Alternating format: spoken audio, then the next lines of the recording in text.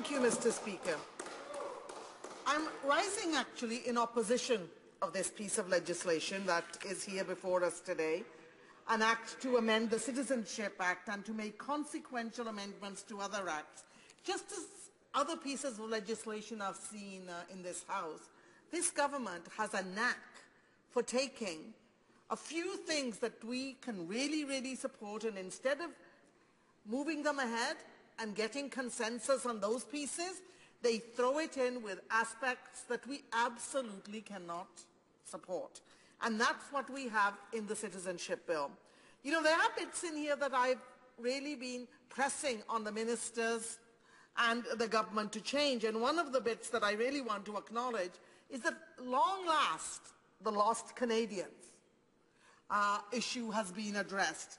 We've had, this issue was addressed previously because the NDP pushed so hard to get it addressed, but it left those who were born before 1947, people who were born to, people who served in, on behalf of Canada in wars, but were not given citizenship. That right has been addressed, and I would like to acknowledge the work done by Don Chapman and others who carried on and put an incredible amount of hours to see this injustice righted. So I'm glad to see that. I'm also glad to see in this bill that tougher measures are going to be taken against immigration consultants who are fraudulent.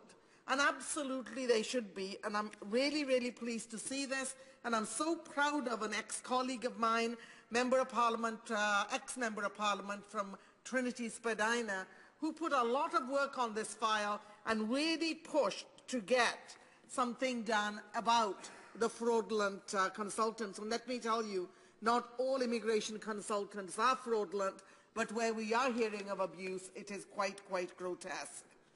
You know, there are little other bits in here about fines for fraud from the current fine of 1,000 to 100,000. We're fine with that.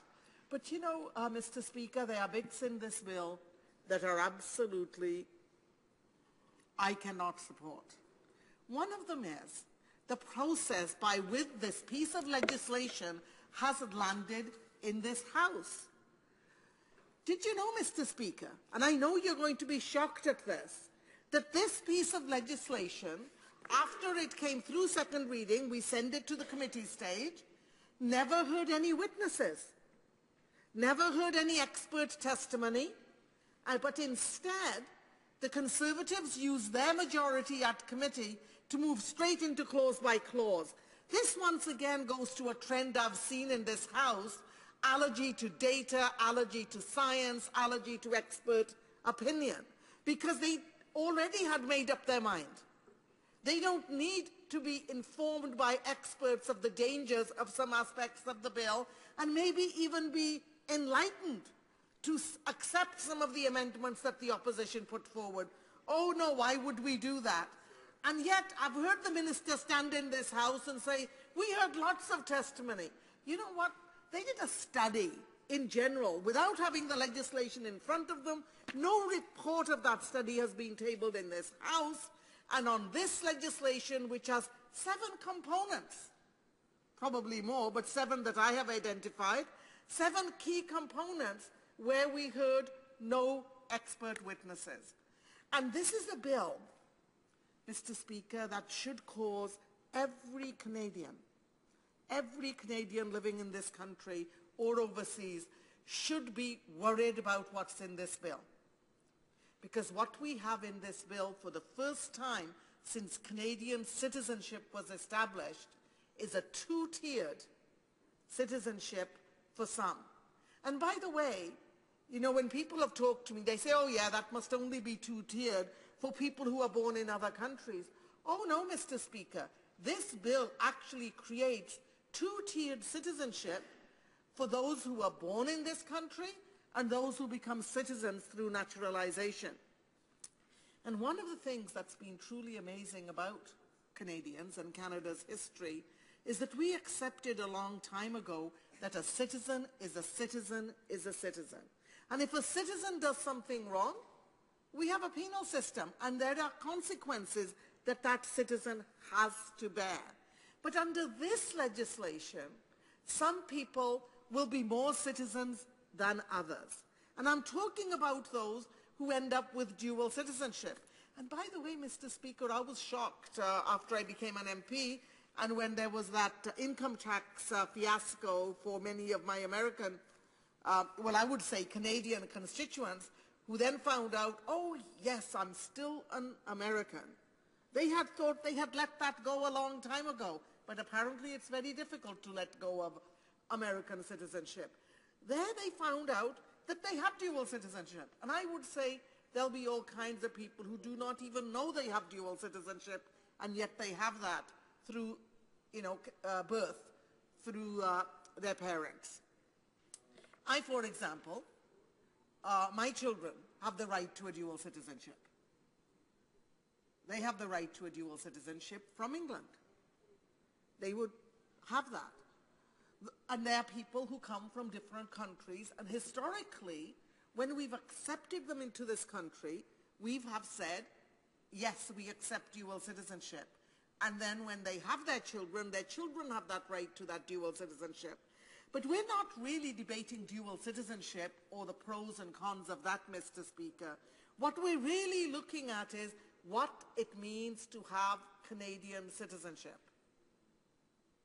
And what we're saying, as I said previously, for the first time in our history, that some citizens will have different rights than other rights. And I would say that this would be open to, I'm not a lawyer, never try to pretend I am one, but I could see that there could be some legitimate legal constitutional challenges with this.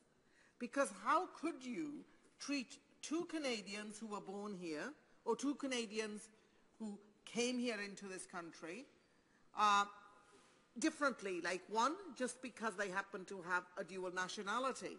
And, Mr. Speaker, this bill takes components of the bill that the government tried to rush through this House under the guise of a private members bill. And when they didn't get that, they brought it back here and thrown in quite a few other components with it. And it should really, really concern us. And as I said, Mr. Speaker, I am still shaking my head that here we are, a country that has been been built through immigration, and the only really people who can say that they were here long before the rest of us, first, second, third, fourth, fifth generation, are our Aboriginal communities.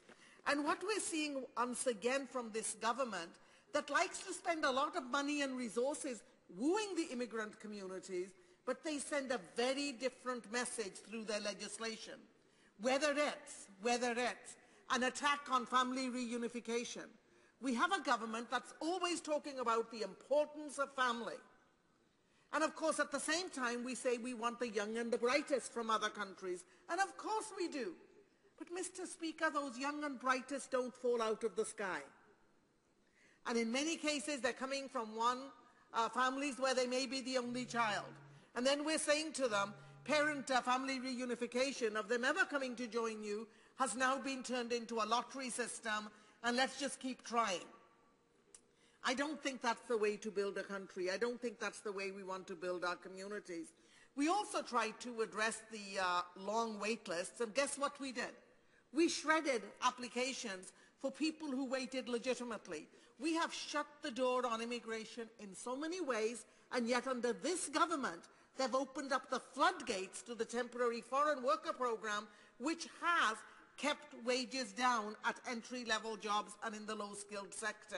And I would say there are abuses throughout that program that we're hearing about over and over again. So, and they say they're going to address the lengthy wait list for citizenship. Mr. Speaker, I could bring in this chamber would be more than packed with people who've been waiting and waiting and waiting. After they qualify for citizenship, they can wait another 32 to 36 months to get their actual citizenship papers. And so there is a little throw in here for men and women who served in the armed forces, and they're going to get to apply for their citizenship 1 year earlier. Sounds good on paper, and we support it. But on the other hand, when a citizenship system is so backed up and people are waiting for years and years, it seems like a gift that is not really a gift, or a reward that is not really a reward. So as I was saying, Mr. Speaker, once again the government has tried to pull a sleight of hand by throwing in a few good things and quite a bit in this bill that is not acceptable to the opposition. Thank you. Questions and comments? Questions et commentaires? La députée de Montmorency-Charlevoix-Côte-Nord. Merci, Monsieur le Président. Merci aussi à ma collègue qui, comme toujours, fait d'incroyables discours qui sont nuancés, qui sont équilibrés. Donc, bravo à ma collègue. J'aimerais lui soumettre ce questionnement-là que j'ai eu à l'étude au comité sur le projet de loi. Tous les amendements ont été rejetés. Lorsqu'on parle de ce projet de loi-là, les conservateurs ne se lèvent pas non plus pour en parler, pour le défendre, pour peut-être répondre à des questions. Donc, je vois mal pourquoi le gouvernement conservateur agit de cette façon-là, alors qu'il y a des gens qui veulent contribuer, qui veulent l'améliorer.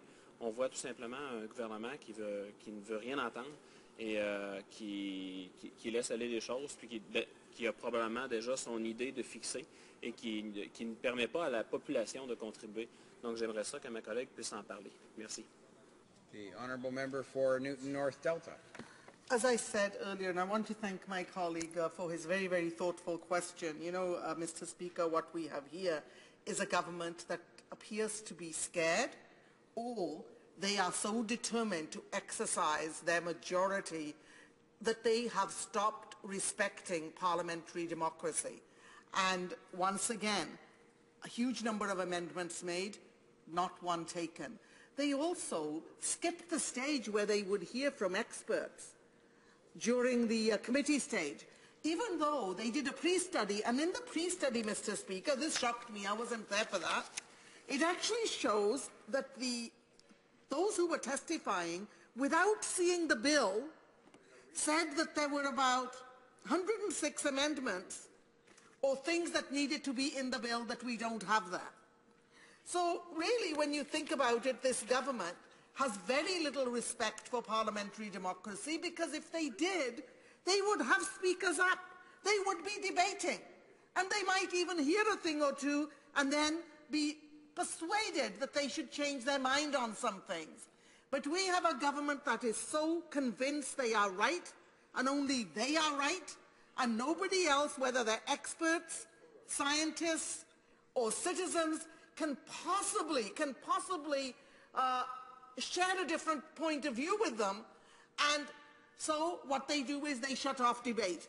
Here we are sitting till midnight, night after night. By the way, not a problem. However, where are my colleagues across the way?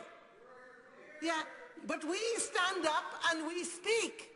We are taking up all the speaking moments. And in Parliament, for a debate to take place, speaking spots are allocated according to the number of MPs you have in the House. The Conservatives get the most speaking spots, then it's the official opposition, the NDP, then of course the third party, the Liberals. But you know what, Mr. Speaker? The ruling party, the Conservatives, using bullying tactics, cannot find speakers to defend a bill that they're trying to rush through the Parliament without going through the committee stage, without hearing from witnesses, and right now they don't even want to hear from members of Parliament. They've got wool or their fingers in their ears, and they're quite happy to be like that, and they smile quite gleefully that they accept the bill as it is. Do you know, Mr. Speaker, if we were to carry on with that kind of logic, and they do have the majority, we would never have to have debate on anything, and they could just bring forward something, vote on it, and it would be done. But that's not how parliamentary democracy was set up. Parliamentary democracy was set up with checks and balances, and this government is bludgeoning those checks and balances that defend the democracy I'm so proud of. Resuming debate, the honourable member for Halifax.